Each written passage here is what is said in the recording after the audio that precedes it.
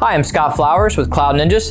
Today we're here to talk about Dell Precision R3930, and specifically we're going to focus on drives, both hard drives and solid state drives. Let's get going.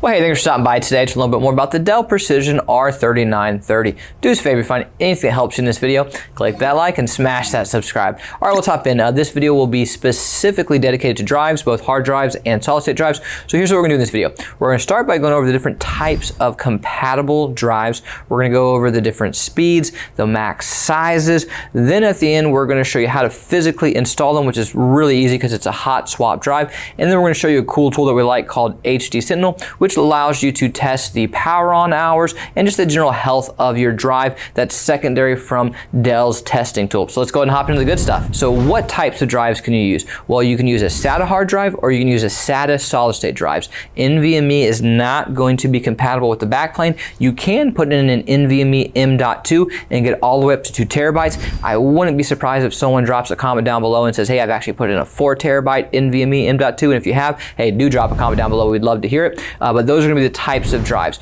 So what speeds can you use?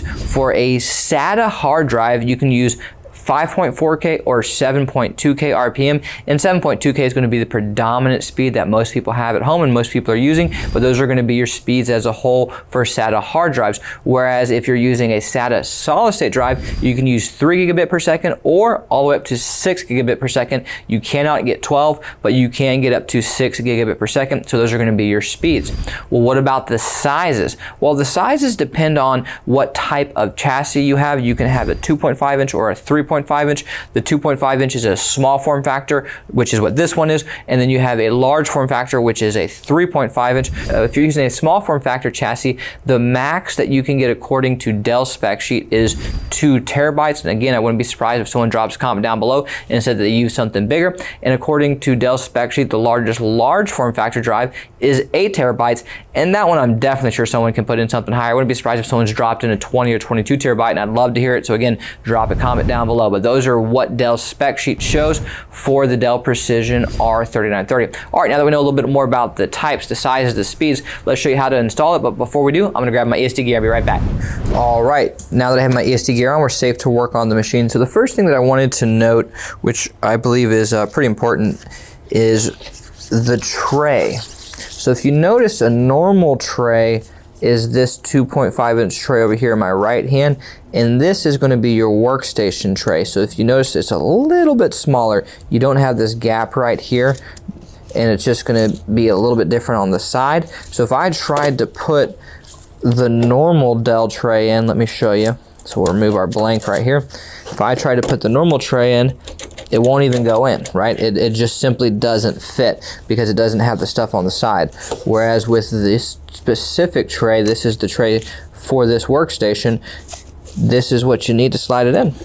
Slides right in, right? And once you get it all the way in, it's gonna catch right there, and you just close it, and that's it. It's really easy to install, but I wanted to really show you the install to point out the tray, because the tray is a very, very big issue, and not every seller out there understands that the trays are different. So if you go to our website and you order this, we'll offer you the opportunity to get the right tray, whereas for other sites, they might end up sending you the wrong thing. So it's something important that I wanted to note. So again, if you wanted to remove it, just push the circle, the red circle, it'll pop out and you can slide it out. And if you want to install it, just slide it back in and click it into place. Now we're going to show you how to use HD Sentinel.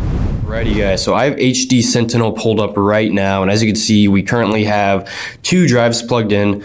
We have this installed into a storage array where we like to plug in multiple drives at a time so we can test those drives. HD Sentinel is an awesome tool because you can see things like the power on hours, which is great, especially when you're buying used equipment. You can see how long that drive has been in use. You don't want to be using drives that have been, heavily used, because then you have a higher risk of drive failure. And that's one of the reasons why HD Sentinel is such a cool tool.